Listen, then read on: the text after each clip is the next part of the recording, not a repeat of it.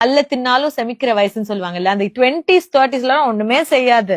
40 வயசு ஆனோடனே காட்டும் பாருங்க, உடம்புல ஒரு பார்ட்டா பிரச்சனை பண்ணும். அது வரைக்கும் வெயிட் பண்ண வேண்டாம். ஸ்லீப்ப தியாகம் பண்ணி ஒரு என்டர்டெயின்மெண்ட்டோ ஒரு சாப்பாடோ நாட் ஓகே. நான் சாப்பிடுற சாப்பாட என்னால கண்ட்ரோல் பண்ண முடிஞ்சா என் வாழ்க்கையை என்னால கண்ட்ரோல் பண்ண முடியும். என் வாயில இருந்து வரக்கூடிய வார்த்தைகளை என்னால கண்ட்ரோல் பண்ண முடியும் அப்படிங்கிறது பல ரிலிஜன்ஸ் அவங்களோட ரிலிஜியஸ் புக்ஸ்ல சொன்னது. நான் படிச்ச உளவியலும் அததான் சொல்லுது. நான் பாக்குறது எல்லாத்தையும் சாப்பிடணும் அப்படின்னு எனக்கு தோணுச்சுன்னா உங்க லைஃப் உங்க கண்ட்ரோல்ல இல்ல அப்படிங்கிறது தான் அர்த்தம்.